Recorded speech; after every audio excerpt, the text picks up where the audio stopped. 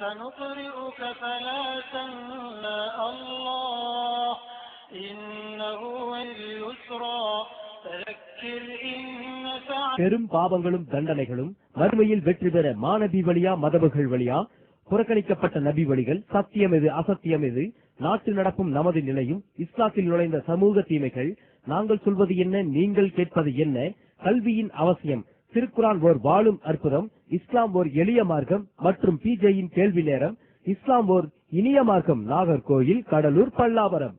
சத்திய பாதையின் அவசியம் அல்லாஹ், விஞ்ஞான வளர்ச்சியும் மனிதகுல வீழ்ச்சியும், பித்தத்தும் மௌலூது ஷரீஃபும் நன்மையின் பக்கம் வாருங்கள். பித்தத்தும் மௌலூது ஷரீஃபும் நன்மையின் பக்கம் வாருங்கள்.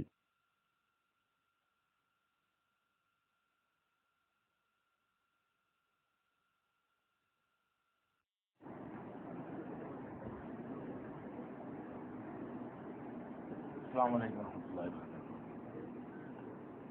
الحمد لله نحمده ونستعينه ونستغفره ونؤمن به ونتوكل عليه ونعوذ بالله من شرور أنفسنا ومن سيئات أعمالنا من يهده الله فلا مضل له ومن يضلل فلا هادي له وأشهد أن لا إله إلا الله وحده لا شريك له وأشهد أن محمدا عبده ورسوله أما بعد. கண்ணியத்திற்குரிய எல்லாம் வல்ல அல்லாஹ் ஜல்ல ஷானஹு தஆலாவின் நல்லடியார்களே, மரணத்திற்கு பின் என்ற இந்த தொடர் நிகழ்ச்சியிலே மரண வேளையை ஒருவர் நெருங்கும் பொழுது என்ன செய்ய வேண்டும் என்பது பற்றிய சில செய்திகளை நாம் அறிந்தோம். ஒருவர் மரண வேளையில் இருக்கும் பொழுது அவருக்கு லா இலாஹ இல்லல்லாஹ் என்ற கலிமாவை, கொள்கை முழக்கத்தை அதனுடைய பொருளோடு சொல்லிக் கொடுக்க கடமைப்பட்டிருக்கிறோம். ஏனென்று சொன்னால் நபிகள் நாயகம் ஸல்லல்லாஹு அலைஹி வஸல்லம் சொன்னார்கள், யாருடைய கடைசி வார்த்தை லா இலாஹ இல்லல்லாஹ் என்று அமைந்து விடுகிறதோ அவர் என்னதான் தவறுகள் செய்திருந்தாலும் எப்போதாவது ஒரு நாள் அவர் சொர்க்கத்திலே நுழைந்து விடுவார் என்று ஒரு கேரண்டி கொடுத்த காரணத்தினால் நம்ம இயன்றவரை அந்த லா இலாஹ இல்லல்லாஹ் என்ற கலிமாவை மரண வேளையில் நாம இருந்தால் சொல்லிக் கொள்ள வேண்டும். மற்றவர்கள் இருப்பார்களே ஆனால் அதை சொல்லிக் கொடுக்க வேண்டும். இந்த இடத்துல சில ஒரு தவறான நம்பிக்கை மக்கள் மத்தியில நிலவுகிறது. மார்க் அறிஞர்கள் கூட இந்த தவறான நம்பிக்கையை பிரச்சாரமும் செய்கிறார்கள். என்னன்னு கேட்டா, மரண அவஸ்தையில் இருக்கக்கூடிய ஒரு ஆள்கிட்ட போய் நீ சொல்லு லா இலாஹ இல்லல்லாஹ் சொல்லுன்னு நம்ம சொல்லக்கூடாது. ஏன்னு அந்த வேதனையில சொல்ல மாட்டேன்னு சொல்லிட்டான்னு வைங்க, அதனால அவன் காதலாயிருவான். அதாவது நம்ம லா இலாஹ இல்லல்லாஹ் சொல்லுன்னு ஒருத்தர் சொல்றோம், அந்த ஆள் மரணத்தினுடைய அவஸ்தையில் இருக்கிறாரு. அவர் அந்த அவஸ்தையில் என்ன செய்வாரு, அதெல்லாம் சொல்ல மாட்டேன் வேலையை பார்த்துட்டு போ அப்படின்னு சொல்லிவிட்டாரையானால் அவர் ஒரு காபிராக, லா இலாஹ இல்லல்லாஹை மறுத்தவராக மரணித்து விடுகிறாரு. அதனால நம்ம அப்படி சொல்லிலாம் கொடுக்க கூடாது. அது எப்படி சொல்லணும்னு கேட்டா, நம்ம பக்கத்துல உட்காந்து லா இலாஹ இல்லல்லாஹ்னு சொல்லணுமா, அதை பார்த்துட்டு அவரான சொல்லணும், சொல்லுன்னு சொல்லக்கூடாதாம். நம்ம அதை சொல்லிக் கொடுக்கும் பொழுது உலமாக்கள் சொல்றாங்க, லா இலாஹ இல்லல்லாஹ்ங்கறத நம்ம சொல்லிலாம் கொடுக்க கூடாது, நம்ம பக்கத்துல உட்கார்ந்துட்டு சொல்லிக் கொண்டே இருக்கணும். அவர் அதை பார்த்து என்ன செய்வாரு, தானா சொல்லுவாரு, இல்லைன்னா அவரை காபிராக்கின குற்றம் வந்துரும்னு சொல்றாங்க. அது தப்பு. அது ஏன் தப்பு? நபி ஸல்லல்லாஹு அலைஹி வஸல்லம் அவங்க லக்கினூன்னு சொல்றாங்க. லக்கினு என்ற வார்த்தைக்கு என்ன அர்த்தம் என்று கேட்டு, லக்கினு மௌத்தாக்கும் லா இலாஹ இல்லல்லாஹ், உங்கள மரண வேலையை நெருங்கியவருக்கு லா இலாஹ இல்லல்லாஹ் என்று சொல்லிக் கொடுங்கள். சொல்லிக் கொடுங்கள், சொல்லுங்கள் என்பது வேற, அவருக்கு சொல்லிக் கொடுங்கள் என்பது வேற. சொல்லிக் கொடுங்கள் என்று சொன்னா என்ன அர்த்தம், நீ சொல்லுப்பா அப்படின்னு சொல்வதுதான் சொல்லிக் கொடுக்கிறது. அது மாத்திரம் இல்லாம நபிகள் நாயகம் ஸல்லல்லாஹு அலைஹி வஸல்லம் அவங்களே என்ன பண்றாங்கன்னு கேட்டா, சொல்லி கொடுத்துருக்கிறாங்க ஒரு ஆளுக்கு. இது முஸ்னத் அஹ்மதுல 12104வது ஹதீஸ், 13324, அதுவும் முஸ்னத் அஹ்மது தான். அதுல வருகிறது, நபிகள் நாயகம் ஸல்லல்லாஹு அலைஹி வஸல்லம் அவர்கள் ஒரு அன்சாரி சமுதாயத்தை சேர்ந்த ஒரு மனிதரை போய் நோய் விசாரிக்க சென்றார்கள். அவர் அந்த மரண வேளையில் இருக்கிறார். அப்ப சொல்றாங்க, குல் லா இலாஹ இல்லல்லாஹ், லா இலாஹ இல்லல்லாஹ் சொல்லு. பக்கத்துல உட்கார்ந்து ரசூலுல்லாஹ் சொல்லல, அவருக்கு என்ன சொல்றாங்க, குல் சொல்லுங்கறாங்க. குல்னா சொல்லுன்னு அர்த்தம். குல் லா இலாஹ இல்லல்லாஹ், லா இலாஹ இல்லல்லாஹ்னு சொல்லுங்கறாங்க. அப்ப அந்த மனிதர் கேட்கிறாரு, ஃபகைருன் லி அன் அகூல லா இலாஹ இல்லல்லாஹ், லா இலாஹ இல்லல்லாஹ் நான் சொல்வது எனக்கு நல்லதா, எனக்கு சிறந்ததா அப்படின்னு கேட்கிறாரு. அப்ப நபி ஸல்லல்லாஹு அலைஹி வஸல்லம் சொல்றாங்க, நாம ஆமா, இப்ப நீங்க இந்த வார்த்தையை சொல்வது உனக்கு நல்லது, நல்ல உனக்கு பயன் தரும்ங்கிறாங்க. அப்ப நம்ம இதுல என்ன விளங்குறோம்னு கேட்டா, கடைசி வார்த்தையாக நம்முடைய வார்த்தையும் லா இலாஹ இல்லல்லாஹ் என்று இருக்குமாறு பார்த்து கொள்ள வேண்டும். மற்றவங்களுக்கும் இதை சொல்லி கொடுத்துதான் செய்யணும், சொல்லணும். ஒருவேளை நம்ம சொல்லி கொடுத்து அவருடைய வேதனை தாங்க முடியாமல் ஒருத்தர் மறுத்து விட்டாரேயானால், வேதனை தாங்க முடியாம என்ன சொல்றோம்னு தெரியாம ஒருத்தர் மறுத்தா குற்றவாளியா? எப்ப ஒருத்தர் குற்றவாளி ஆவாரு? அவர் அதை விளங்கி அல்லாஹ்லாம் கிடையாது, லாயிலாம் தப்பு அப்படி மறுத்தா தான் ஒரு ஆள் குற்றவாளி ஆவாரு. அவருடைய வேதனை தாங்க முடியாம நம்ம சொல்லியே கொடுக்கிறோம், அவர் சொல்ல மாட்டேங்கிறாரு, அந்த வேதனை போக வேலையை பார்த்துட்டு இருக்கிறாரு. இதுல அல்லாஹ்வுக்கு தெரியாதா? அவர் பண்ற அவஸ்தை அல்லாஹ்வுக்கு தெரியாதா? அதனால அவர் சொல்லாம போனார்னு சொன்னா அதனால எல்லாம் அல்லாஹ் குற்றம் பிடிக்க மாட்டான். நம்ம சொல்லிதான் கொடுக்கணும். அவர் சொல்லிவிட்டாரேன்னு அல்ஹம்துலில்லாஹ். சொல்லல என்று சொன்னா அதுக்காக வேண்டி அல்லாஹ் கொஸ்டின் பண்ண மாட்டான். லா யுகல்லிஃபுல்லாஹு நஃப்ஸன் இல்லா உஸ்ஸாஹா. எந்த ஆத்மாவையும் சக்திக்கு மீறி அல்லாஹ் சிரமப்படுத்துறது கிடையாது. அவங்க நிர்பந்தப்படுத்திய ஒரு நிலையில, கஷ்டமான நிலையில அவங்களை அறியாமல் சில வார்த்தைகளை யூஸ் பண்ணிட்டாங்கன்னு சொன்னா அதுவும் மன்னிக்கப்படுகிறது என்று நபிகள் நாயகம் ஸல்லல்லாஹு அலைஹி வஸல்லம் சொல்லி இருக்கிற காரணத்தினால் நம்ம சொல்லிதான் கொடுக்க வேண்டும். இதை விளங்கிக் கொள்ளணும். அடுத்து ஒருத்தர் நமக்கு தெரிஞ்ச நண்பரா இருக்கிறாரு, அவர் முஸ்லிமாக இல்லை, இஸ்லாத்தை ஏற்றுக்கொள்ளாத நம்முடைய சொந்தக்காரங்க இருக்கலாம், நமக்கு நெருங்கின நம்ம இஸ்லாத்தை தழுவி இருப்போம், நம்ம குடும்பத்தில் உள்ளவங்க இஸ்லாத்தை தழுவாதவர்களா இருப்பாங்க. இது மாதிரியானவர்களை நம்ம பார்க்க போனோம்னு சொன்னா நபிகள் நாயகம் ஸல்லல்லாஹு அலைஹி வஸல்லம் என்ன சொல்லுவாங்கன்னு கேட்டா, அவருக்கு இந்த போதனை கடைசியா செய்வாங்க. அவருக்கும் அவருடைய வார்த்தையும் கடைசியில் லா இலாஹ இல்லல்லாஹ் அமையட்டுமே, அமைஞ்சுன்னு சொன்னா அதனால ஒரு சொர்க்கத்துக்கு போயிடுவாரே என்பதற்காக வேண்டி நபிகள் நாயகம் ஸல்லல்லாஹு அலைஹி வஸல்லம் அவர்கள் முஸ்லிமுக்கு மாத்திரம் சொல்லிக் கொடுக்கல, முஸ்லிம் அல்லாதவர்கள் மீது அவர்களுக்கு ஒரு உரிமை இருந்தால், அதுதான் எல்லாத்தையுமே சொல்லிட முடியாது. எல்லாத்தையுமே சொன்னா கேட்க மாட்டாங்க. சொந்தம்ங்கிற ஒரு உரிமை, நட்புங்கிற ஒரு உரிமை, நம்முடைய வேலை பார்க்கிறாரு அப்படிங்கிற மாதிரியான ஒரு உரிமை, அதெல்லாம் இருந்தாக்க இதை கேட்பாங்க. இல்லைன்னா அதை இருக்கிறவங்களை கட்டி விட்டுருவாங்க, உங்களை அது சாத்தியப்படாது. நபிகள் நாயகம் ஸல்லல்லாஹு அலைஹி வஸல்லம் என்ன பண்றாங்கன்னு கேட்டா, அவங்கள்ட்ட ஒரு ஊழியன், யூத சமுதாயத்தை சேர்ந்த ஒரு ஆளு வேலைக்கு இருந்தார். ஒரு இளைஞர் ஊழியம் செய்து கொண்டிருந்தார். அப்ப அவர் மரண வேலையில் இருக்கிறார் என்று நபிகள் நாயகம் ஸல்லல்லாஹு அலைஹி வஸல்லம் அவங்களுக்கு தகவல் வருது. உடனே அவருக்கு விசாரிக்கிறதுக்காக போறாங்க. அந்த யூதரை சந்திப்பதற்காக வேண்டி அந்த வீட்டுல போய் அவரை விசாரிச்சுட்டு என்ன சொல்றாங்கன்னு கேட்டா, ரசூல் ஸல்லல்லாஹு அலைஹி வஸல்லம் அவருக்கு கலிமாவை சொல்லுங்கிறாங்க, லா இலாஹ இல்லல்லாஹ் சொல்லு அப்படின்னு சொல்றாங்க. அப்ப அவர் என்ன பண்றாரு, தகப்பனாரை பாக்குறாரு, அதை இறக்க. அப்ப தகப்பனார் சொல்றாரு, அபுல் காசிம் சொல்றதை கேளு. நபிகள் நாயகம் ஸல்லல்லாஹு அலைஹி வஸல்லம் அவங்கள அபுல் காசிம் தான் பரவலாக என்ன செய்வாங்க, மக்கள் கூப்பிடுவாங்க. ஏன்னா காசிம் அவங்களுக்கு ஒரு புள்ள பிறந்து கதீஜா நாயகி மூலமா அது இறந்துட்டதுனால கதீஜா நாயகி அவங்களை எப்படித்தான் கூப்பிடுவாங்க, அபுல் காசிம், காசிமுடைய தந்தை, கணவரை காசிமுடைய தந்தைன்னு தான் கூப்பிடுவாங்க. அதுவே ரசூல் ஸல்லல்லாஹு அலைஹி வஸல்லம் அவங்களுக்கு என்ன ஆயிடுச்சு, அது ஒரு பேராகவே ஆயிடுச்சு. அதனால அபுல் காசிம் நீங்க யாரும் பேர் வைக்காதீங்க ரசூலுல்லாஹ் தடுத்தாங்க. நான் இருக்கிற வரைக்கும், நான் உயிரோடு இருக்கிற வரைக்கும் நீங்க யாரும் அபுல் காசிம் பேர் வைக்காதீங்கப்பா, என்னை கூப்பிடுறாங்களா வேற யாரையும் கூப்பிடுறாங்க தெரியாது அப்படின்னு சொன்னாங்க. அவன் உயிரோடு இருக்கிற இப்ப வைக்க அபுல் காசிம், அப்ப வைக்க கூடாது. அப்ப அவர் சொல்றாரு, அந்த யஹூதி அந்த தகப்பனார் சொல்றாரு, அத்தி அபுல் காசிம், அபுல் காசிம் சொல்றது நீ கேளு, ரசூலுல்லாஹ் முகமது நபி சொல்றது நீ கேளுன்ற உடனே அந்த ஆள் இஸ்லாத்தை ஏற்றுக்கொண்டு லா இலாஹ இல்லல்லாஹ் சொல்லிடுறாரு. அப்ப நபிகள் நாயகம் ஸல்லல்லாஹு அலைஹி வஸல்லம் அவர்கள் அல்ஹம்துலில்லாஹி அல்லதி அன்கதஹு மினன் நார், நரகத்திலிருந்து இவரை காப்பாற்றிய அல்லாஹ்வுக்கே எல்லா புகழும் சொல்லிக்கொண்டு வெளியேறினார்கள். இது புகாரியில் 1356, 5657 இதுல எல்லாம் இருக்குது. அப்ப இஸ்லாத்துல இல்லாத ஒரு ஆள் நம்மகிட்ட வேலை பார்க்கிறாரு, இவ்வளவு ஊழியம் பார்த்த ஒருத்தர் நரகத்துக்கு போயிடக்கூடாது, அவர் நல்ல மறுமையில நல்ல வெற்றி பெறணும், இவ்வளவு விசுவாசமா நம்மளோட பணியாற்றி இருக்கிறாரு, அவருக்கு செய்யற சரியான நன்மை என்ன, இந்த உலகத்துல எப்படி நம்ம அவருக்கு உதவியாக இருந்தோமோ, உறுதுணையாக இருந்தோமோ, அவருக்கு நன்மை செய்ய நினைச்சோமோ, இதை விட ஒரு பெரிய நன்மை எது, நிரந்தரமான அந்த வாழ்க்கையில அவர் சொர்க்கத்தை அடையணும், அந்த ஒரு அக்கறையோட நம்ம அதை சொல்லி கொடுக்கணும். இது ஊழியருங்கிற முறையில ரசூல் ஸல்லல்லாஹு அலைஹி வஸல்லம் செல்வாக பயன்படுத்துறாங்க. அவங்கள்ட்ட ஊழியரா பணியாற்றுனதுனால அதை போய் அங்க சொல்ல முடிஞ்சு. அதே மாதிரி நபிகள் நாயகம் ஸல்லல்லாஹு அலைஹி வஸல்லம் பெரிய தகப்பனார் அபூ தாலிப், அவர் யாரு? ஆரம்பத்தில் இருந்த ரசூல் ஸல்லல்லாஹு அலைஹி வஸல்லம் அவர்களுக்கு ரொம்ப உறுதுணையா இருந்தவர். அவங்களை எடுத்து வளர்த்தவர் அவர் தான். தொழில் வியாபாரம் கற்றுக் கொடுத்தவர் அவர் தான். கல்யாணம் பண்ணி வச்சவர் அவர் தான். அவர் வீட்டிலே ஒருவராகத்தான் ரசூல் ஸல்லல்லாஹு அலைஹி வஸல்லம் அவங்களே என்ன செய்றாங்க, அப்துல் முத்தலிப் மரணித்த பிறகு, பாட்டனார் மரணித்த பிறகு இந்த பெரிய தகப்பனார் அபூ தாலிப், அது அலி ரலியல்லாஹு அன்ஹுடைய தகப்பனார், அவங்கள்ட்ட தான் ரசூல் ஸல்லல்லாஹு அலைஹி வஸல்லம் வளர்ந்தாங்க. அது மாத்திரம் இல்லாம ரசூல் என்று நபி என்று அறிவித்த பிறகு அவங்களை எதிர்த்தவர்கள் எல்லாம் கொஞ்சம் பயந்து நின்றாங்க. ஏன்?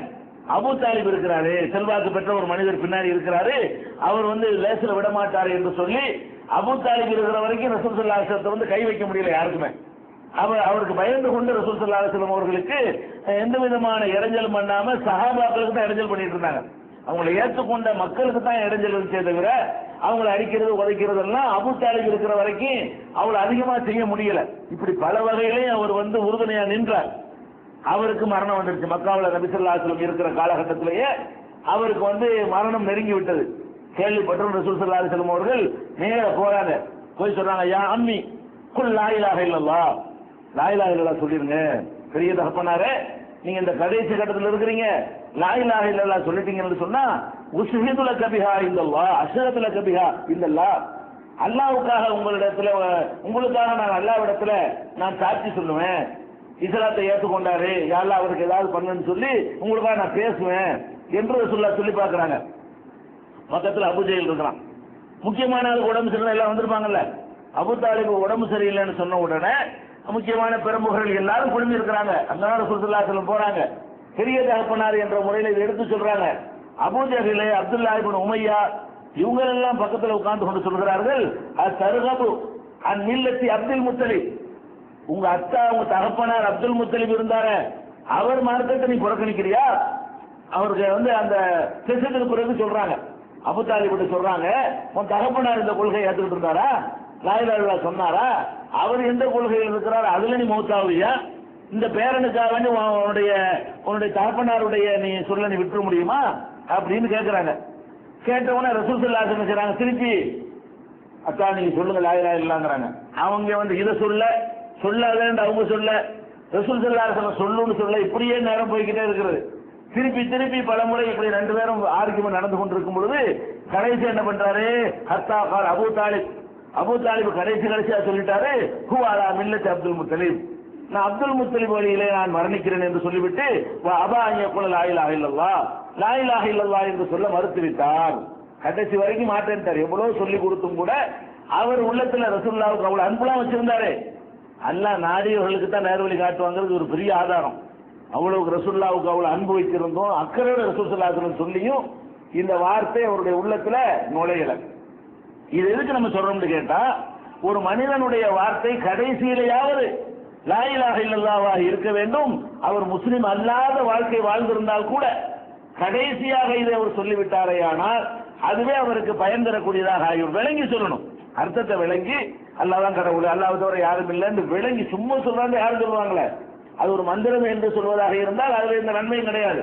அது விளங்கி சொல்லணும். அல்லாஹ் தான் ஒருத்தன் தான் கடவுள், வேற எதுவும் கடவுள் இல்ல, அவனை தவிர யாரையும் வணங்கக்கூடாது, இதை நான் ஏற்றுக்கிறேன், இது வரைக்கும் வழங்காம இருந்துட்டேன், இப்ப நான் விளங்கிக்கிட்டேன், இப்படிங்கிற அடிப்படையில் நம்பி சொன்னா தான் நல்லா ஏற்றுக்குருவான். அந்த நம்பி சொல்வார்களே ஆனால் அவர்கள் கூட வெற்றி பெற்று விட முடியும் என்பதற்கு இது சான்றாக இருக்கிறது.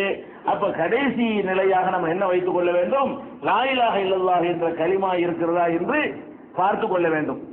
அடுத்து நபி ஸல்லல்லாஹு அலைஹி வஸல்லம் அவர்கள் கடைசியாக இந்த லா இலாஹ இல்லல்லாஹ்வோட சேர்த்து அவங்களுடைய கடைசி வார்த்தை அதுவா தான் இருந்துச்சு. எல்லாத்துக்கும் சொல்லி கொடுத்தாங்கல்ல.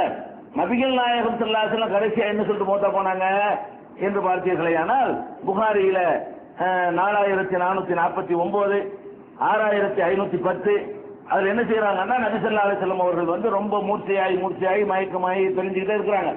அவங்களுக்கு தெரிஞ்சு போச்சு நம்ம நேரம் கடைசி கட்டத்தை நம்ம அடைஞ்சிட்டோம், தண்ணி எடுத்துட்டு வர சொல்றாங்க.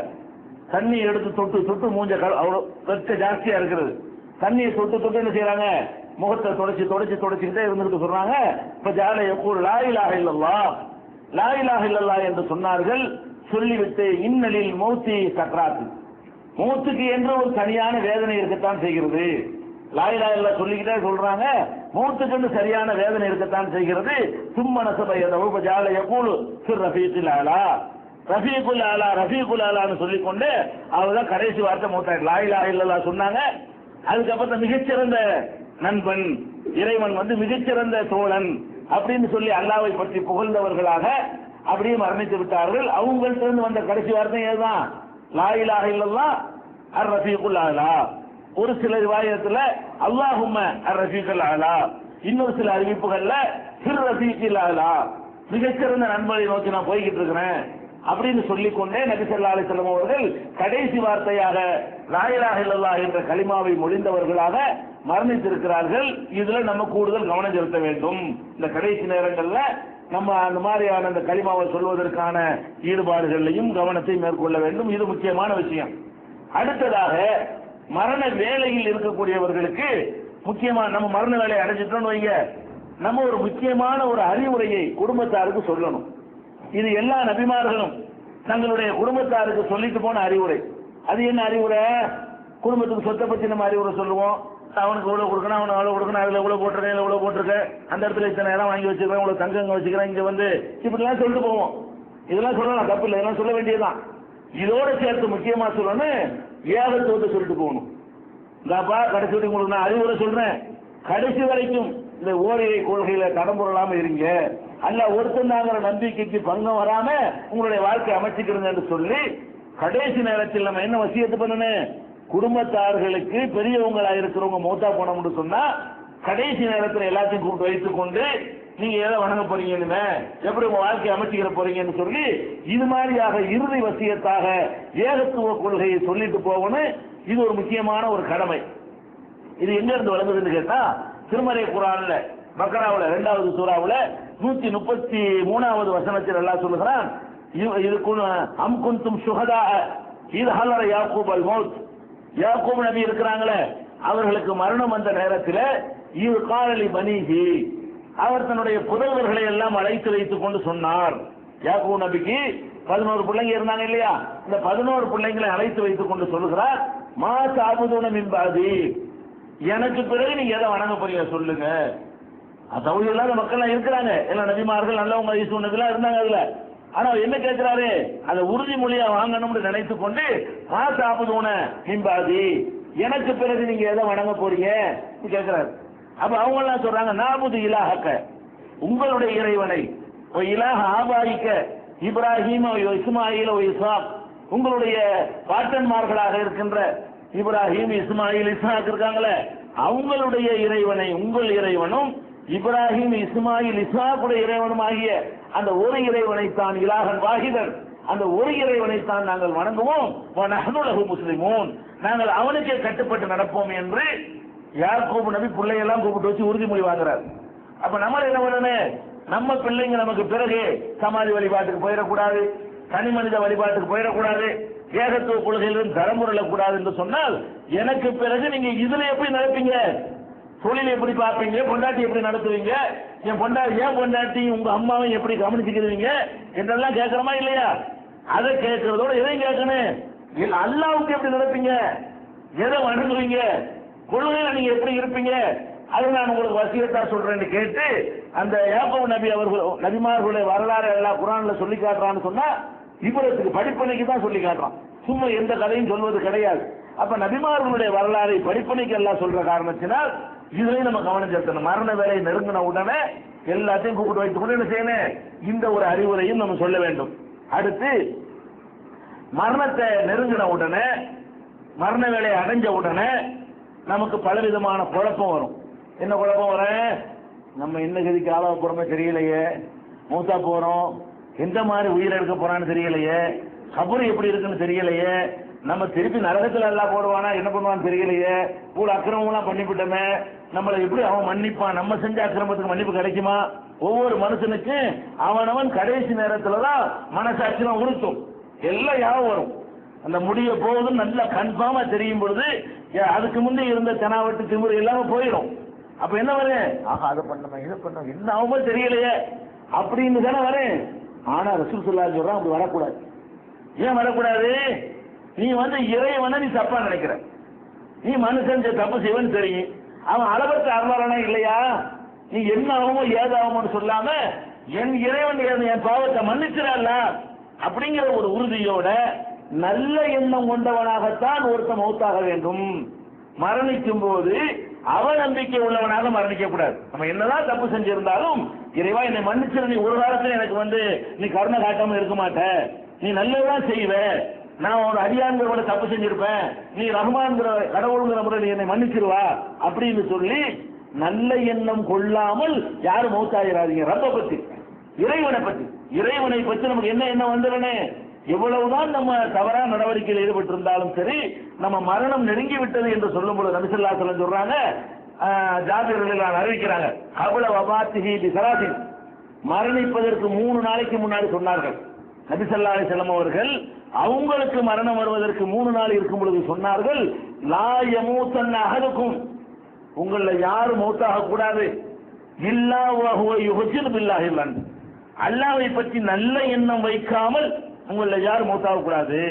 மௌத்தா போகும்போது என்ன எண்ணம் வைக்கணும், கடைசி நம்ம கதையெல்லாம் முடிய போகும்னு தெரியும் பொழுது என் இறைவன் எனக்கு கேடு செய்ய மாட்டான், என் இறைவன் எனக்கு அநியாயம் செய்ய மாட்டான், என் இறைவன் கருணை உள்ளவன், எல்லாருக்கும் காட்டுற கருணை எனக்கு காட்டுவான், எனக்கு நல்லதுதான் செய்வான், அந்த இறைவனை நான் நம்புகிறேன், அவன் என்னை மன்னிப்பான், எனக்கு அருள் செய்வான், இப்படிங்கிற ஒரு நம்பிக்கையோடு நீங்க மௌத்தா போங்க. அந்த நம்பிக்கையோட மௌத்தா போனா என்ன, அது ரசூலுல்லாஹ் அப்படி சொல்றாங்கன்னு சொன்னா அது மாதிரி ரிசல்ட் இருக்குன்னு அர்த்தம். பாரமாட்டிக்கா சொல்லுவாங்க, இது மாதிரி நல்ல எண்ணம் கொண்டவர்களாக நீங்க மௌத்தா போனா அவன் நிச்சயமா கருணை காட்டுவான்னு அர்த்தம். ரசூலுல்லாஹ் அல்லாஹ் சொல்வதாக நபி ஸல்லல்லாஹு அலைஹி வஸல்லம் அவர்களே சொல்லுகிறாங்க. ஆனா அல்லாஹ் சொல்றானா, ஹதீஸ் குத்ஸில வருது, என்னை பற்றி என் அடியான் எப்படி எண்ணுகிறானோ அது மாதிரி தான் அவனுக்கு நான் இருப்பேன்.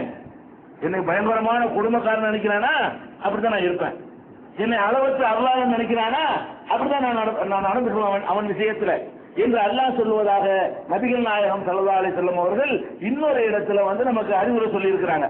அதனால நம்ம என்ன செய்யணும் என்றால், மரண வேலை நெருங்கி விட்டோம்னு சொன்னா அல்லாஹ் நமக்கு நல்லதுதான் செய்வான். நம்ம செஞ்ச தீமைகள்லாம் நினைவு வந்தாலும் இதெல்லாம் எல்லாம் மன்னிச்சிருவான், கண்டிப்பா மன்னிச்சிருவான். இப்ப செஞ்சிடக்கூடாது, இப்ப செஞ்ச தப்பு செய்ய தூண்டிடும். அந்த நேரத்துல இப்ப நினைச்சேன்னு வைங்க, நம்ம அல்ல உண்மை அப்படின்னு வைங்க, நாளைக்கு போய் அந்த தப்பை மறுபடியும் செய்வீங்க. இது எப்ப நல்ல என்ன வைக்கணும், முடிஞ்சு போச்சு, போக போறோம், இனிமே நீங்க தப்பா செய்ய போறீங்க. கடைசி கட்டம், இந்த கடைசி கட்டத்தை அடையக்கூடிய நேரத்துல அல்லாஹ்வுடைய ரஹமத்துல அபரிமிதமான நம்பிக்கை வைக்கணும், நல்ல எண்ணம் வைக்கணும். அல்லாஹ் கண்டிப்பா நமக்கு நல்லது செய்வான், என்னை கஷ்டப்படுத்த மாட்டான். இப்படி நீ நினைத்தவனாக மரணித்தால் என் அடியான் என்னை பற்றி நினைச்ச பிறகு நான் எப்படி அவனை கண்டிப்பேன்? நான் ஒரு ரப்பு இருக்கிறேன், நான் மன்னிச்சிருவேன், என் கருணை அவ்வளவு பெருசு நினைச்சிருக்கிறான், அவன் செஞ்ச தப்பை விட என்னுடைய கருணை பெருசு நினைச்சிருக்கும் பொழுது நான் எப்படி அவரை மிதிப்பேன் அப்படின்னு இறைவன் நடந்து கொள்வான். அதனால நம்ம என்ன செய்யணும், அல்லாஹ்வின் மீது நல்ல எண்ணம் வைக்கணும், ரஹமத்தின் மீது. இப்போ வச்சிடக்கூடாது, இப்போ பயமும் நம்பிக்கையும் கலந்திருக்கணுங்கிறாங்க ரசூல் ஸல்லல்லாஹு அலைஹி வஸல்லம். உலகத்துல நம்ம வாழ்க்கை மிச்சம் இருக்குது அப்படின்னு நினைக்கும் பொழுது நம்ம எப்படி நினைக்கணும், மிதிச்சாலும் மிதிச்சு போலாம், மன்னிச்சாலும் மன்னிப்பா, இப்படி இருக்கணும். இப்போ நம்ம எப்படி வாழணும், அல்லாஹ் தண்டிச்சாலும் தண்டிப்பான், மன்னிச்சாலும் மன்னிப்பான், வேதனைப்படுத்தினாலும் படுத்துவான், நரகத்தில் போட்டாலும் போடுவான், சொர்க்கம் வந்தாலும் தருவான் அப்படின்னு ஹவுபு ரஜா, அதாவது நம்பிக்கையும் இருக்கணும், அச்சம் இருக்கணும். இப்படியாதான் நம்மளை வாழ சொல்றாங்க ரசூல் ஸல்லல்லாஹு அலைஹி வஸல்லம். ஆனால் சாவுற நேரத்தில் என்ன செய்யணும், முழுக்க நல்ல எண்ணம் வச்சுட்டு போயிடணும். முழுக்க அல்லாஹ்வுடைய ரஹமத்தின் மீது நல்ல எண்ணம் வைக்க வேண்டும், இதை சொல்லி கொடுக்கணும். நம்மளுக்கு அப்படி இருந்தால் நம்ம அந்த எண்ணத்தை வைத்துக் கொள்ள வேண்டும். நம்முடைய வீட்டில் முதியவர்கள் இருப்பார்களே, ஆனால் நீங்க என்ன செஞ்சாலும் பரவாயில்லை, அல்லாஹ் அப்படி மனக்கண்ணில் கொண்டு அல்லாஹ் இதெல்லாம் நீ மன்னிச்சிரு, நீ கருணையாளன், உன்னை விட்டா யாரு கருணை செய்ய போற, இப்படியே உங்க மனசுல எண்ணத்தை வளர்த்துக்கிறங்க அப்படின்னு சொல்லி முதியவர்கள் இருப்பார்களே, ஆனால் இந்த எண்ணத்தை உருவாக்குற மாதிரி நம்ம என்ன செய்யணும், சொல்லி கொடுக்கணும். நாமே அந்த நிலையில் இருப்போமே, ஆனால் அந்த எண்ணத்தை நம்ம என்ன செய்ய, நமக்கு நாமே உருவாக்கி கொள்ள வேண்டும். இது ஒரு முக்கியமான ஒரு விஷயம். அடுத்த விஷயம், இறந்துட்டாருன்னு வைங்க, உலகம் ஆயிடுச்சு, நம்ம இறந்துடுறோம். இறந்த பிறகு என்ன செய்யணுங்கிறதுக்கு முன்னாடி இந்த இறப்புல பல வெரைட்டி இருக்கிறது, அதை வச்சுக்கிட்டுலாம் நிறைய விமர்சனங்கள்லாம் செஞ்சுக்கிட்டு இருக்கிறாங்க. பலவிதமான மௌத்து இருக்குது. சில ஆளுக்கு என்ன செய்வாங்க, நோயிலே படுக்கைய கிடந்து 6 மாசம் 1 வருஷம் 10 வருஷத்துக்கு வரைக்கும் கிடந்து மௌத்தா போவாங்க. சில ஆளுக்கு 3 மாசம் நோய்வாய்ப்பட்டு மௌத்தா போவாங்க. சில ஆளுகளுக்கு திடீர்னு ஒரு நோய் இருப்பது தெரிய ஏதோ 1 வாரம் 10 நாள் அவகாசம் கொடுத்து அப்படி உயிர் போறவங்க எல்லாம் இருக்கிறாங்க. இது இல்லாம திடீர்னு மரணம் வர்றதெல்லாம் இருக்கு. போய்கிட்டே இருக்கும், கட்டணம் நெஞ்சு விழுந்துரும், போய் சேர்ந்துருவாங்க. ஒரு சுனாமி வரும், ஆளுக்கு போயிடுவாங்க. கார் ஆக்சிடென்ட்ல போய் சேர்ந்துருவாங்க. அப்ப நம்ம எதிர்பார்த்திருப்பானா? கார்ல போயிட்டு இருக்கிறவன் அரை மணி நேரத்துக்கு முன்னாடி 1/4 மணி நேரத்துக்கு முன்னாடி நம்ம கதை இதோட முடிய போகுது நம்ம நினைச்சு பார்த்திருப்பானா? நினைச்சு பார்த்திருக்க மாட்டான். அப்ப நம்ம குளத்துல போய் மூழ்கிறான், கடல்ல போய் நீச்சல் அடிக்கன்னு போறான், பணமா வந்து திரும்புறான். அப்ப இந்த மாதிரி எல்லாம் வந்து மூழ்கி சாவுறவன், தீ எரிஞ்சு சாவுறவன், இடிஞ்சு சாவுறவன், விபத்துல சாவுறவன், கலவரத்துல சாவுறவன், சுனாமி போன்ற இயற்கை சீற்றங்கள்னால சாவுறவன், இப்படி எல்லாம் அறிவிப்பு இல்லாமல், அறிகுறி இல்லாமல், எந்த விதமான முன்னேற்பாடும் நம்ம செய்து கொள்ளாமல் இப்படி எல்லாம் மரணம் வருகிறது. இதை பத்தி மக்கள் மத்தியில் என்ன சொல்றாங்க? கெட்ட மௌத்து இது. அப்படி நம்பிக்கை இருக்கா? உன் காரில் போய் ஆக்சிடென்ட் ஆயிட்டாங்களே, நரகம் தான், உங்க ஜட்ஜ்மெண்ட் பண்ணிடுவா. என்னது ஆக்சிடென்ட் ஆயிட்டாங்களே, இது மகா கெட்ட மௌத்து அப்படின்பா. வீட்டில் படுத்துக்கிறது பிரச்சனை இல்லை. அப்ப நினைச்சேன் இவனுக்கு இப்படிதான் மௌத்து வரும்னு நினைச்ச சொல்லுவா. மௌத்து இப்படிதான் இவனுக்கு வரும்னு நினை. அப்ப இந்த மாதிரி மௌத்தா போனா என்னவா? அது கெட்டது அப்படிங்கிற மாதிரி ஒரு எண்ணம் இருக்கு மக்கள் மத்தியில. அந்த மௌத்து எப்படி ஒருத்தருக்கு வருது என்பதை வைத்து என்ன செய்வாங்க? அவனுடைய மறுமையை தீர்மானிக்கக்கூடிய ஒரு நிலைமை எல்லாம் இருக்கிறது. அதனால இப்ப மௌத்துக்கு பிறகு செய்யறதுக்கு முன்னாடி இந்த மௌத்துக்கு முந்தைய உள்ள காரியத்தெல்லாம் செஞ்சிடறோமா? இந்த மௌத்தை பற்றி நம்ம விமர்சனம் எப்படி இருக்க வேண்டும்? நம்ம மௌத்தா, நம்மளுக்கு அந்த மாதிரி மௌத்து வந்து விட்டால் நம்ம குடும்பத்தார்கள் எப்படி எடுத்துக்கொள்ள வேண்டும்? நம்ம குடும்பத்தில் உள்ளவங்களுக்கு அந்த மாதிரியான மௌத்து வந்து விட்டால் அதை எப்படி நம்ம எடுத்துக்கொள்ள வேண்டும் என்றால் அதுக்கு 2 விதமான கருத்துலையும் ஹதீசுகள் வருவதை நம்ம பார்க்கிறோம். எப்படி பார்க்கிறோம்? நபிகள் நாயகம் ஸல்லல்லாஹு அலைஹி வஸல்லம் செஞ்சிருக்கிறாங்க பல சந்தர்ப்பங்கள்ல, இறைவா 7 விதமான மௌத்துல இருந்து நான் உன்கிட்ட பாதுகாப்பு தேடுறேன். ரசூல் ஸல்லல்லாஹு அலைஹி வஸல்லம் அவங்க துஆ செய்யறாங்க. எப்படி துஆ செய்யறாங்க? இறைவா, மேல உருண்டு விழுந்து சாவுறாங்கல்ல, ஒரு மலையில ஏறுறோம், உருண்டு விழுந்துடுறோம், படியில ஏறுறோம், அப்படி பரட்டி விட்டு உருண்டு வந்து சாவுறோம். அப்ப மேலே இருந்து உருண்டு வந்து சாவுறமே, அது மாதிரியான அல்லாஹும்ம இன்னி அஊதுபிக்க மினத் தரத்தி, மேல இருந்து உருண்டு விழுந்து சாவுறதை விட்டும், ஒரு ஹதமி இடிந்து விழுந்து சாவுறது, உருண்டு விழுவோம், படுத்து கிடப்போம், செவரம் முகடோ இடிஞ்சு நம்ம மேல விழுந்து நம்ம செத்துருவோம். அந்த மாதிரி இடிந்து விழுந்து சாவுறதை விட்டும், வல் ஹர்கி மூழ்கி சாவுறதை விட்டும், குளத்தில் குளிக்க போறோம் மூழ்கி செத்து போயிடும் நீச்சல் தெரியாம, அல்ல வல் ஹரீகி தீயில எரிந்து சாவுறதை விட்டும் நான் உன்னிடத்துல பாதுகாப்பு தருகிறேன். அஊதுபிக்க ஐயத்த கப்பத்தனைய ஷைத்தான் இந்தல் மௌத், என் மரணத்தின் நேரத்தில் ஷைத்தான் என் மூளையை குழப்பி விடாமல் இருப்பதற்கு. கடைசி நேரத்தில் உலர ஆரம்பிச்சிருவாங்கல்ல, நிறைய பேர் பாத்தீங்கன்னா நல்லா தான் இருந்துருப்பாங்க, மௌத்தாயிருவாங்கிற வந்தவன ஒண்ணு விட கொண்டு பேசுவாங்க, அவ மூளை குழப்பம் ஏற்பட்டுறது. இந்த மூளை குழப்பம் ஏற்படுவதை விட்டு உன்னிடத்துல பாதுகாப்பு தேடுகிறேன்.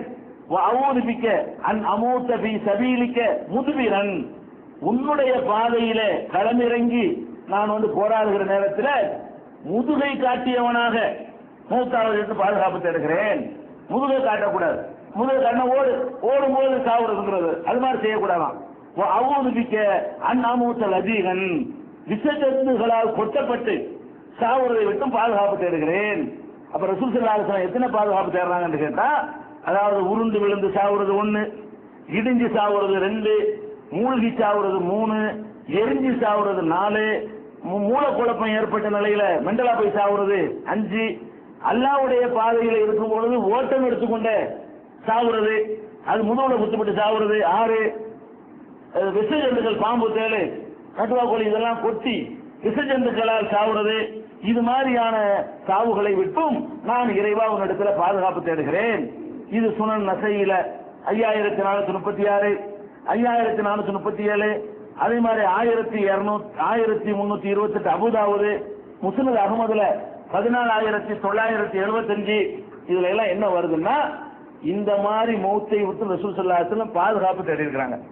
இதை வச்சுக்கிட்டு தான் நான் சொன்னக்கூடிய இந்த விமர்சனங்கள்லாம் இப்படிலாம் வந்திருக்குல்ல. இடிஞ்சு சாவுறதை விட்டு ரசூல் ஸல்லல்லாஹு அலைஹி வஸல்லம் பாதுகாப்பு தேடி இருக்கிறாங்கல்ல. அப்ப ஒரு கட்டடத்தினுடைய இடிபாடுல செத்தா நல்ல மௌத்தாது, பாம்பு கடிச்சு செத்தா நல்ல மௌத்தாது, அது மாதிரி தீரை எரிஞ்சு செத்தா நல்ல மௌத்தாது, கடல்ல மூழ்கி செத்தா நல்ல மௌத்தாகுமா, சிறுக்கனா போய் செத்தா நல்ல மௌத்தாகுமா அப்படிங்கிற மாதிரி சொல்வார்களே. ஆனால் அதுக்கு இந்த ஹதீஸ் ஆதாரமா இருக்கிறது. ஏன்னா நபி ஸல்லல்லாஹு அலைஹி வஸல்லம் பாதுகாப்பு தேடி இருக்கிறாங்க, இது ஆதாரப்பூர்வமான ஒரு செய்தியாக இருக்கிறது.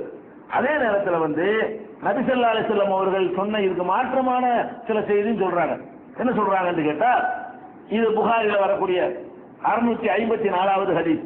அது என்ன சொல்றாங்கன்னு கேட்டா, அஸ்ஸுஹதாவு ஹம்சத்துன், உயிர் தியாகிகள் சுகதாக்கள் இருக்காங்க இல்லையா, அல்லாஹ்வுக்காக உயிரை அர்ப்பணித்தவர்கள் என்பவர்கள் 5 வகை இருக்கிறார்கள். அஷ்ஹுதாவும் ஹம்சத்தும், ஷஹீதுகள், அது அல்லாஹ்வுக்காகவே உயிரை தியாகம் பண்றவங்க, அவங்க 5 வகையினர் இருக்கிறார்கள். ஒரு ஆள் யாருன்னு கேட்டா அல் மத்ஊன், பிளேக்கு நோயால் இறந்தவன். பிளேக்கு நோயில திடீர்னு வர்றதானே, திடீர்னு வர்றது ஒண்ணுக்கு அறிவிப்பு இருக்கா போட்டுன்னு போயிடுவான். அது மாதிரி ஒரு மபுத்தூன், வயிற்று நோயினால் இறந்தவன். ஒரு சாஹிபுல் ஹதமி, கட்டிட இடிபாடுகள்ல சிக்கி இறந்தவன். அதே மாதிரி ஒரு ஷஹீது பி சபீலில்லாஹ், அல்லாஹ்வுடைய பாதையில களமிறங்கி இறந்தவன். அந்த 5 ஷஹீத் இருக்கிறாங்க. ஒரு ஷஹீது தான் நீங்க தெரிஞ்சு வச்சிருக்கீங்க, இன்னொரு 4 இருக்குங்கிறாங்க. அந்த 4 எது?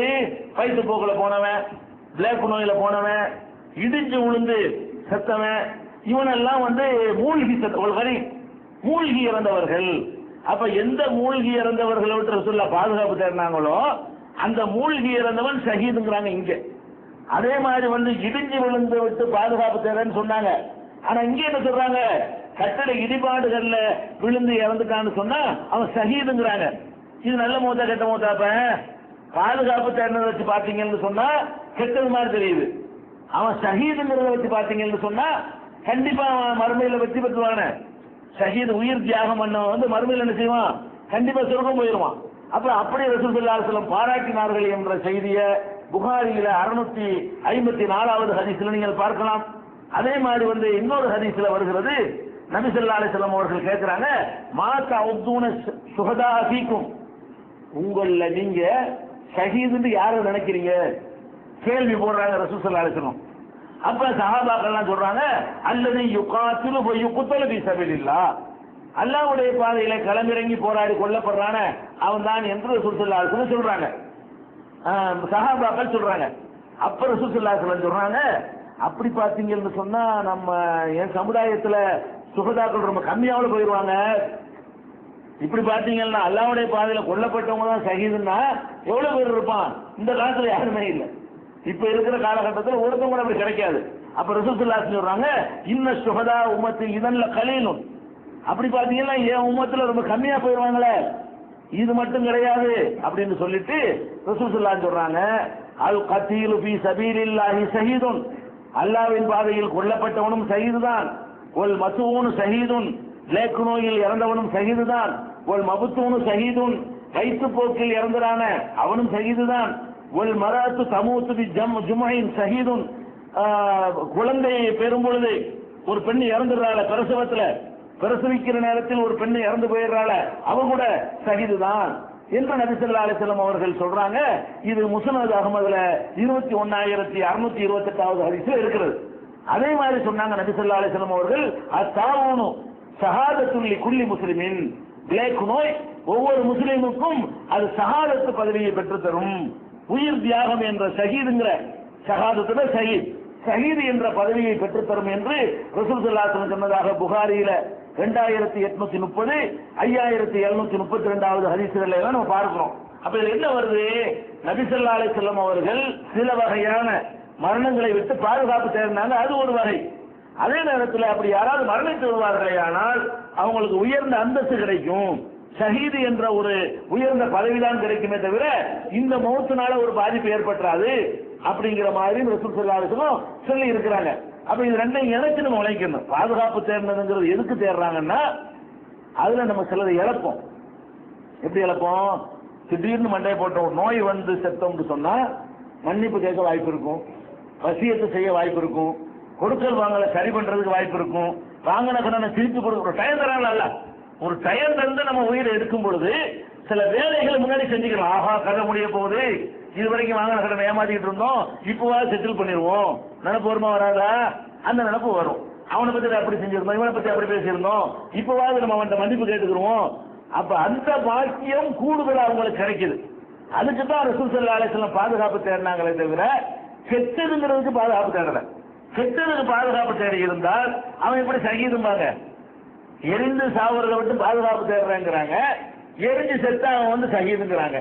மூழ்கி சாவுறதை விட்டு பாதுகாப்பு தேடுறேன்னு சொல்றாங்க, மூழ்கி செத்தா அவன் யாரு? ஷஹீது என்று ரசூல் ஸல்லல்லாஹு அலைஹி வஸல்லம் சொல்றாங்க. அப்ப திடீரென்று எதிர்பாராம உலகத்துல துர்மரணம்னு இதுக்கு பேரு. உலகத்துல என்ன சொல்லுவாங்க? துர்மரணம், கெட்ட மரணம். இந்த கெட்ட மரணம் என்று உலகம் எல்லாம் நினைக்கக்கூடிய ஒன்றை ஏன்னா இது இன்னும் நம்ம யோசிக்கணும். நம்மளா தேர்ந்தெடுக்கிறதுக்கு தான் நம்ம பொறுப்பாளி. நம்மளாவா போய் கட்டடத்தில் இடிஞ்சு விழுவுறது நம்ம அப்படி நினைச்சோமா? ஒரு மனிதன் மீது எப்ப குற்றம் சுமத்த முடியும்? அவன் அதை தேர்வு செஞ்சா குற்றம் சுமத்த முடியும். என் மீது திணிக்கப்படுவதற்கு நான் பொறுப்பாளியா? என்னை ஆக்சிடென்ட்ல போகாம போற மாதிரி மூத்தாக்கணும் நானாவா தேர்ந்தெடுத்துக்கிட்டேனா? அல்லாவா செஞ்சானா? அல்லாஹ் செய்யறான். அப்ப அல்லாவா உன்னை நம்ம மேல திணிச்சு போட்டு இது கெட்டதுன்னு சொல்லுவானா? முதல்ல அல்லாஹ் அப்படி சொல்ல மாட்டான். அப்ப அல்லாஹ்வுடைய ஜட்ஜ்மெண்டை பொறுத்த வரைக்கும் இந்த மாதிரி திடீர் மரணங்கள் வந்து கெட்டது என்பது கிடையாது. திடீர் மரணங்களும் நல்லதுதான். முன்னறிவிப்போட வரக்கூடிய மரணம் இருக்குது, அதுவும் நல்லதுதான். என்ன என்று கேட்டால் ரசூல் ஸல்லல்லாஹு அலைஹி வஸல்லம் பாதுகாப்பு தேர்ந்ததுக்கு காரணம் என்னவா இருக்கும் என்றால் அது துர்மரணம் என்பதற்காக இருக்காது. சில காரியங்களை லா இலாஹ இல்லல்லாஹ் கடைசி வார்த்தைன்னு சொன்னாங்க. இது யாருக்கு கிடைக்கும்? திடீர்னு ஆக்சிடென்ட்ல போனோம்னு சொல்ல ஏழுமா? சொல்ல டைம் வருமான? ஒரு மோது சட்னி ஆயிடுவாரு. எங்களுக்குள்ள லா இலாஹ இல்லல்லாஹ் கடைசி வார்த்தையா இருக்கிறது. அந்த கடைசி வார்த்தையை அதை சொல்லணும் இருக்கிறது. அல்லாஹும் மக்ஃபிர்லி வர்ஹம்னி என்று சொல்ல வேண்டியிருக்கு. அல்ஹஜினி பிர்ரஃபீகில் அலான்னு சொல்ல வேண்டியிருக்கிறது. இது எப்படி அவர் சொல்லுவாரு? திடீர்னு போயிடுறாரு. அப்ப திடீர் என்று போகக்கூடியவர்களுக்கு வந்து சில வாசகங்களை சில திக்ருகளை சொல்லுகிற சான்ஸ் இல்லாம போயிடுது ஒண்ணு, சில ஏற்பாடுகளை செய்யக்கூடிய சான்ஸ் இல்லாம போயிடுது ரெண்டு. இந்த மாதிரியான ஒரு வகையில் தான் நபி ஸல்லல்லாஹு அலைஹி வஸல்லம் அவங்க அதை வேணான்னு கேட்டாங்களே தவிர, அப்ப நம்ம ரெண்டையும் அமல்படுத்தணும். நம்ம இப்படி கேட்கணும், இறைவா இது மாதிரி எல்லாம் வந்து திடீர்னு வர வச்சிடாத. ஏன்னா கடைசியில தான் நம்ம திருந்துவோம். எப்போது மனுஷனுடைய சுபாவமே என்ன? இந்த கடைசின்னு தெரியும் போதுதான் நல்லவன் அவருக்கு மனசு ஆசைப்படுறான். அந்த சான்ஸ் எல்லாம் நமக்கு தந்தால் நிறைய விஷயங்கள் நம்ம கரெக்ட் பண்ணிட முடியும். நம்ம என்னென்ன தப்புகள்லாம் பண்ணிருக்கிறோமோ கரெக்ட் பண்ணிட முடியும். நம்மளும் அது மாதிரி யாரெல்லாம் அந்த திடீர் மரணம் தந்துடாதுன்னு கேட்கணும். தந்துட்டான்னு வைங்க, இது அவுட்டுவேன் அப்படின்னு சொல்லக்கூடாது. அதை கேட்கவும் செய்யணும். இப்படி வந்து விட்டது என்று சொன்னால் விமர்சிக்காமலும் இருக்கணும். பாயிண்ட் வரதா? நம்ம என்ன கேட்கணும்? ரசூல் ஸல்லல்லாஹு அலைஹி வஸல்லம் எப்படி கேட்டாங்களோ அதே மாதிரி நம்ம இதை கேட்கக்கூடாது. அல்லாஹ் என்னை மூழ்கடிக்க வச்சு சாவடிச்சிரு, என்னை கடலை கொட்டை போட்டு சாவடிச்சிரு, என்னை கார் ஆக்சிடென்ட்ல சாவடிச்சுன்னு கேட்கக்கூடாது. நம்ம என்ன கேட்கணும்? நபி ஸல்லல்லாஹு அலைஹி வஸல்லம் எதை விட்டு பாதுகாப்பு தேடினார்களோ அதை விட்டு பாதுகாப்பு தேடணும். அதுக்கு மிஞ்சி அல்லாஹ் நமக்கு அதை தருவானையானால் நன்மை, அல்ல நன்மை தான் செய்யறான், அல்ல கெட்டது செய்யல அப்படின்னு நினைச்சுக்கிற அடுத்த ஆளுகளுக்கு இப்படி ஏற்பட்டு விட்டால் விமர்சனம் பண்ணிடக்கூடாது. ஆக்சிடென்ட்ல மௌத்தா போனா நரகம் தான் சொல்லிடக்கூடாது. அது மாதிரி சுனாமியில இறந்து போனவங்க எல்லாம் கெட்டவங்க, அதனால சுனாமி வந்துருச்சு அப்படி சொல்லக்கூடாது. மரணம் இதெல்லாம் வந்து ரஹமத்துங்கிறாங்க ரசூல் ஸல்லல்லாஹு அலைஹி வஸல்லம். இதை வந்து நம்ம இந்த முரண்பாடு இல்லாத வகையில இதை ஒரு பேலன்ஸாக புரிந்து கொள்ள வேண்டும். இது ஒரு மேட்ரு. அடுத்தது என்ன? இந்த திடீர் மரணம். நபிகள் நாயகம் ஸல்லல்லாஹு அலைஹி வஸல்லம் காலத்திலேயே நிறைய பேருக்கு திடீர் மரணம் ஏற்பட்டிருக்கிறது. அதாவது எந்த ஒரு வசியத்தும் பண்ணாம, எந்த ஒரு செய்தியும் சொல்ல முடியாம குத்துன்னு போயிடுறது. திடீர்னு இருக்கிற மாதிரி போயிடுவார், உட்கார்ந்த மாதிரி போயிடுவார். இப்படி எத்தனையோ சஹாபாக்கள் இது மாதிரி ஆயிருக்கிறாங்க. அப்ப சஹாபாக்கள் கெட்டவங்க ஆயிருவாங்களே, அந்த மாதிரி எவ்வளவு சஹாபாக்கள் மௌத்தாயிருக்கிறாங்க. இப்ப நம்ம காலத்தில் எப்படி பலதரப்பட்ட மௌத்துகள் ஏற்படுதோ அதே மாதிரி ரசூலுல்லாஹ் காலத்துல தானே ஏற்பட்டிருக்கு. நம்ம காலத்தில் நோய்வாய்ப்பட்ட 10 பேர் மௌத்தா போவான், புற்றுநோய் 4 பேர் மௌத்தா போவான், ஹார்ட் அட்டாக் 4 பேர் மௌத்தா போவான், ஒரு தீராத நோயில ஒரு மௌத்தா போவான், கடல்ல உளுந்து எத்தனை பேர் மௌத்தா போவான். இந்த மாதிரியான மேட்டர்கள் எல்லாம் எல்லா காலத்திலும் இருக்குது. எல்லா காலத்திலும் எல்லாருக்கும் இந்த மாதிரியான மரணங்கள் பல வெரைட்டிகள் வந்திருக்கிறது. உதாரணத்துக்கு சொல்வதாக இருந்தால் நபிகள் நாயகம் ஸல்லல்லாஹு அலைஹி வஸல்லம் அவர்கள்ட்ட ஒரு மனிதர் வருகிறார். வந்து அவர் சஹாபி தான். அவர் தன்னுடைய தாயாரை பற்றி பேசுகிறார். என்ன பேசுறாரு? இன்ன உம்மி உப்துலித நஃப்ஸுஹா, என்னுடைய தாயார் இருக்காங்க இல்லையா, அவங்க திடீர்னு மௌத்தா போயிட்டாங்க. என்னுடைய தாயார் வந்து திடீர் என்று மௌத்தா போயிட்டார்கள். அவங்க எந்த ஒரு வசியத்தும் செய்யவே இல்லை. அவங்க ஏதாவது பேசியிருப்பார்களே, ஆனால் அவங்க தர்மம் செய்ய சொல்லி தான் பேசியிருப்பார்கள் நான் நினைக்கிறேன். அவங்களுக்காக நான் தர்மம் செய்யலாமான்னு கேட்குவார். அப்ப நபி ஸல்லல்லாஹு அலைஹி வஸல்லம் சொல்லுவாங்க, செய்யி, அதனால அவங்களுக்கு கூலி கிடைக்கும், நீ தர்மம் செஞ்சால் உன் தாயாருக்கு கூலி கிடைக்கும் என்று பெருமானார் ஸல்லல்லாஹு அலைஹி சொல்லுவாங்க. இறந்தவருக்கு என்ன செய்யலாம்ங்கிறத பேசும்போது இதை விரிவா பேசிக்கிடுவோம். இப்ப பாயிண்ட் என்ன? இவர் என்ன வந்து கேட்கிறார் ரசூலுல்லாஹ்ட்ட, என் தாயார் திடீரென்று பொட்டுன்னு போய்விட்டார்கள். அப்படின்னா என்ன அர்த்தம்?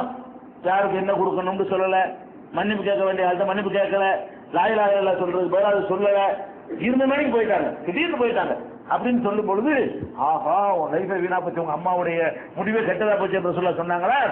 சொல்லல. அவருக்காக தர்மம் செய்யலாமான்னு கேட்கும்போது அந்த கொஸ்டினுக்கு தான் பதில் சொன்னாங்க, செய்யி, அதனுடைய கூலி அவருக்கு கிடைக்கும். இது எங்க இருக்கு? புகாரியில் 1328, 2760, இந்த நம்பர்கள்ல வருகிறது. திடீரென்று ஒரு சஹாபியுடைய தாயார் மௌத்தா இருக்கிறாங்க, அந்த செய்தி சொல்லப்படுகிறது. அதுக்காக ரசூல் ஸல்லல்லாஹு அலைஹி வஸல்லம் அவர்கள் அவருடைய மறுமை வீணாகி விட்டது, உங்க அம்மாவுக்கு இப்படி ஒரு கெட்ட மௌத்து வரணும் என்றெல்லாம் ரசூல் ஸல்லல்லாஹு அலைஹி வஸல்லம் சொல்லல. அதை ஒரு சாதாரணமாக உள்ள விஷயமா தான் எடுத்துக்கொள்றாங்க. அதே மாதிரி ஒரு ஆளு பள்ளிவாசல்ல பெருக்கி கொண்டிருந்தார், மஸ்ஜித் நபவியை பள்ளிவாசல கூட்டி பெருக்கிக்கிட்டு இருந்தாரு. அவர் திடீர்னு மௌத்தா போயிட்டார். ராத்திரி வரைக்கும் பெருக்கிருப்பார், திடீர்னு மௌத்தா போயிட்டாரு. காலையில பார்த்தா காணாம், எங்கப்பா ஆளுன்னு கேட்கிறாங்க. அப்ப ஒரு ராத்திரில ஒரு இரவுல நடந்திருக்கு மௌத்து. எங்கப்பா அடுத்த நாள் இந்த கூட்டு வர ஒரு ஆள் எங்க, அவரு பள்ளியாசலாம் கூட்டி பெருக்கிட்டு இருப்பாரு, எங்க அவர் ராத்திரி மௌத்தா போயிட்டாரு. ராத்திரில எதுக்கு உங்களுக்கு தொந்தரவு பண்ணணுங்கிறதுக்காக வேண்டி நாங்களும் போய் அடைக்கிட்டோம். சஹாபாக்கள் சொல்றாங்க, அவர் இறந்துட்டாரு, ராத்திரி சாமத்தில் விட்டு உங்களுக்கு எது கஷ்டம் தரணுங்கிறதுக்காக வேண்டி நாங்களும் தூக்கிட்டு போயிட்டோம். பெரிய பெரிய முக்கியமான ஒரு ஆள் அவரு அப்படின்னு சேர்த்து சொல்றாங்க. அவர் பெரிய சாதாரண ஒரு ஆள், ஒரு கூட்டி பெரிய ஒரு வேலைக்கார ஆளு. இவர் மௌத்தா போனதுக்கெல்லாம் உங்களுக்கு நாங்க எழுப்ப முடியுமா? ராத்திரி அவர் இருந்துச்சு, அதனால நாங்க அடக்கிட்டோங்கிறாங்க. அப்ப ரசூல் ஸல்லல்லாஹு அலைஹி வஸல்லம் சொல்றாங்க, அப்படியா, அவர் எங்க இறக்குனீங்கன்னு காட்டுங்கன்னு சொல்லி அந்த கபரு கிட்ட போய் தொழுகை நடத்துறாங்க. என்னுடைய காலத்தில் ஒருத்தர் மௌத்தா போய் அவருக்கு என்னுடைய துவா இல்லாம போயிடக்கூடாது, அதுதான் காரணம்ங்கிறது வேற சில அறிவிப்புகள்ல சொல்லப்பட்டிருக்கிறது. இதுல பாயிண்ட் என்னன்னு கேட்டா, அவர் ராத்திரி கூட்டி இருக்கிறாரு, காலையில விசாரிக்கும் போது இல்லைன்னா இது திடீர் மரணம் தானே, அவருக்காக வேண்டி அம்மா அந்த ஆளுக்கு நான் எப்படி சொல்லிப்பேன், வா கெட்ட மௌத்தா போச்சு அவருக்கு போய் நான் தொழுவிக்கிறதான்னு கேட்காம தொழுகை செஞ்சுட்டானே எல்லாரும். அவருக்காக வேண்டி ஜனாசா தொழுகை நடந்து வர போச்சு, தேவையே இல்லை. ரசூலுல்லாஹ் என்ன பண்றாங்க, நம்ம பள்ளி நமக்கு தெரிஞ்ச ஒரு ஆளா இருந்திருக்காரு, அவருக்கு நான் எப்படி துவா செய்யாம இருக்கிறது அப்படின்னு போய் கபருக்கு முன்னாடி நின்று என்ன செஞ்சிருக்கிறாங்க, ரசூல் ஸல்லல்லாஹு அலைஹி வஸல்லம் அவருக்காக ஜனாசா தொழுவித்தார்கள் சொல்லி புகாரியில 458வது ஹதீஸ்ல நம்ம பார்க்கிறோம். அதே மாதிரி இப்ப நம்ம பாக்குற மாதிரி ரசூல் ஸல்லல்லாஹு அலைஹி வஸல்லம் காலத்திலேயே இந்த ஹஜ்ஜில போய் சாவுறாங்க பாத்தீங்களா, திடீர் மரணம் தானது. இந்த ஹஜ்ஜில மினாவுல கல்லறிய நேரத்துல மற்ற நெரிசல்கள் எல்லாம் இறந்து போறாங்களே, அதெல்லாம் என்ன முன்னாடி நினைச்சு பார்த்திருப்பாங்களா? அவங்க காலையில கல்லறி இருக்கவங்க போய் நிற்கும் பொழுது நம்ம கதை இப்ப முடிய போது யாரும் நினைச்சு பார்த்திருப்பாங்களா? வசீது பண்ணிருப்பாங்களா? அவங்க நிறைய நல்லா எடுத்து வச்சு நாளைக்கு போறதுக்கு பிரயாணத்துக்குள்ள ஏற்பாடுலாம் பண்ணிக்கிட்டு அப்படித்தானே இருந்தாங்க. எந்த அறிவிப்பு இல்லாம போயிடுறாங்களா இல்லையா? இதெல்லாம் கெட்ட மரணமா? நபிகள் நாயகம் ஸல்லல்லாஹு அலைஹி வஸல்லம் அவங்க காலத்துல அரபாவுல ஒரு ஆள் உட்கார்ந்து இருக்கிறார், ஒரு வண்டி ஒட்டகத்துல குதிரையிலேயோ வாகனத்தில் அமர்ந்திருக்கிறார். அது என்ன பண்ணிருச்சுன்னா ஒரு முசுப்பு ஒன்று உசுப்பி இருக்க வர கீழே விழுந்துட்டார், முழுதும் போயிட்டார் கூட்டணும். வாகனத்துல ரசூல் ஸல்லல்லாஹு அலைஹி வஸல்லம் காலத்துல வாகனத்துல இருந்து கொண்டிருக்கிறார். அரபா மைதானத்துல ஹஜ்ஜிக்கு வந்தவர் வாகனத்துல இருந்துகிட்டு துவாவெல்லாம் செய்யலாம். வாகனம்னா ஒட்டகமும் குதிரையும் இருக்கும், பெரும்பாலும் ஒட்டகமா தான் இருக்கும். அது ஏதோ ஒரு உடம்பு சிலுப்பின உடனே மேலே இருந்தவர் கீழே விழுந்தாரு. விழுந்தது உடனே போயிட்டார். உடனே ரசூல் ஸல்லல்லாஹு அலைஹி வஸல்லம் பண்றாங்க, அவரை தண்ணீரும் பேரிச்ச இளந்த இலையும் கலந்து அவரை குளிப்பாட்டுங்க. 2 ஆடைகள்லயே அவர் அணிந்திருந்தார்ல இஹ்ராமுடைய ஆடை, அதுலயே நீங்கள் கஃபன் பண்ணுங்க. அவர் தலையை மூடாதீங்க. கல்பியா சொன்னவராக மறுமை நாள்ல இஹ்ராம் உடையிலேயே அவரை அடக்கம் பண்ண சொல்றாங்க. தலையை மூடு, இஹ்ராம்ல இருக்கும்போது தலையை மூட மாட்டாங்கல்ல, ஹஜ்ஜுக்கு இஹ்ராம் கட்டினவங்க தலையை மூட மாட்டாங்க. இவர் ஹஜ்ஜுக்கு போனவர் தான், அரபாவுல இருந்து மௌத்தா போயிடுறாரு.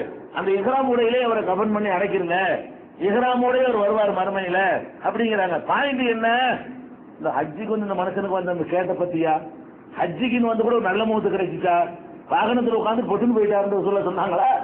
அது ஒரு சாதாரணமா எடுத்துக்கிட்டாங்க.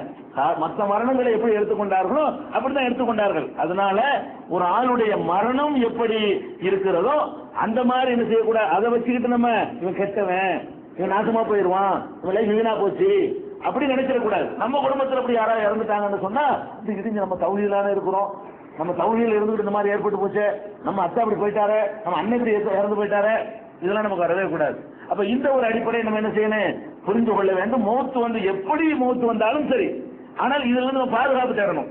வந்து விடுமையானால் அதை ஒரு பொருட்டா என்ன செய்யக்கூடாது, எடுத்துக்க கூடாது. அல்ஹம்துலில்லாஹ் அல்லாஹ் ஷஹீதாக்கி வச்சிருவான், ஷஹீதுடைய அந்தஸ்து தருவான், ஷஹீதுடைய கூலியை தருவான் என்று இதை நம்ம புரிந்து கொள்ள வேண்டும். அடுத்தது என்ன என்று சொன்னால், இந்த மாதிரி துன்பங்கள் நிகழ்ந்த உடனே நம்ம செய்ய வேண்டிய, நம்ம மௌத்தாயிடுறோம் அல்லது மற்றவங்க மௌத்தாயிடுறாங்க, நம்ம மௌத்தாயிட்டா மற்றவங்க என்ன செய்யணும், மற்றவங்க மௌத்தாயிட்டா நம்ம என்ன செய்யணும்னு கேட்டா ஃபர்ஸ்ட் என்ன செய்யணும், இன்னா லில்லாஹி வ இன்னா இலைஹி ராஜிஊன் சொல்லணும். இது மட்டும் நம்ம கரெக்டா தெரிஞ்சு வச்சுக்கிறோம். ஒட்டுமொத்த சமுதாயத்தில் என்ன பண்ணிருக்கிறோம், ஒரு ஆள் மௌத்தாயிட்டாங்கன்னு சொன்னா இந்த இன்னா லில்லாஹி வ இன்னா இலைஹி ராஜிஊன் என்பதை ஆனா ஒழுங்கா சொல்ல மாட்டாங்க பெண்கள்லாம். இன்னா இல்லா இன்னா இருப்பாங்க, அது கரெக்டா முழுசாக சொல்ல மாட்டாங்க. ஏதோ ஒன்று சொல்லுவாங்க, என்னங்கிறது மட்டும் கரெக்டா இருக்கு. பாக்கி எல்லாம் வாயில வந்தபடி சொல்லுவாங்க. என்ன சொல்லணும்? ஒரு ஆள் மரணித்து விடுவாரையானால் உடனே ஆள் மௌத்துன்னு தெரிஞ்ச உடனே இன்னா லில்லாஹி வ இன்னா இலைஹி ராஜிஊன். மொத்தம் 5 வார்த்தை. இன்னா ஒண்ணு, லில்லாஹி ஒண்ணு, வ இன்னா ஒண்ணு, இலைஹி ஒண்ணு, ராஜிஊன் ஒண்ணு தெளிவா அழுத்தம் திருத்தமா என்ன செய்யணும்? உச்சரிக்க வேண்டும்.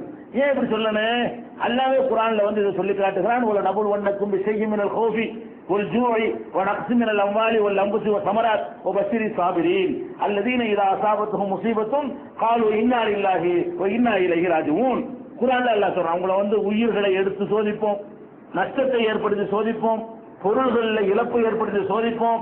இந்த சோதனையின் போது யார் சகித்துக் கொள்கிறார்களோ அவர்களுக்கு நீங்கள் நற்செய்தி சொல்லுங்கள். சகித்துக் கொள்வது என்றால் என்ன? அதுக்கு அல்லாஹ் விளக்கம் சொல்றான். முசீபத்து ஏற்பட்ட உடனே இன்னா லில்லாஹி வ இன்னா இலைஹி ராஜிஊன் என்று சொல்வார்கள். இப்படி சொன்னால் அவங்களுக்கு நற்செய்தி உண்டு என்று அல்லாஹ்வே குர்ஆன்ல கேரண்டி தருகிறான். இந்த இன்னா லில்லாஹோட சேர்த்து இன்னும் சில வார்த்தைகளை சொல்ல வேண்டும். இன்னா லில்லாஹுக்கு என்ன அர்த்தம், இது சொல்றதுனால அதை எப்படி சகித்துக் கொள்வதா ஆகுது என்பதையும், அதை தொடர்ந்து இறந்தவருக்கு செய்ய வேண்டிய காரியங்களையும், இறந்தவரை பற்றி எடுத்துக்கொள்ள வேண்டிய விஷயங்களையும் இன்ஷா அல்லாஹ் அடுத்தடுத்த நாட்கள்ல பார்க்கலாம். மீடியா வேர்ல்ட் தான் தமிழாக்கம் டி ஜெய்னுல் ஆப்தீன். தேவைப்படும் வசனங்களுக்கான தெளிவான விளக்கங்கள்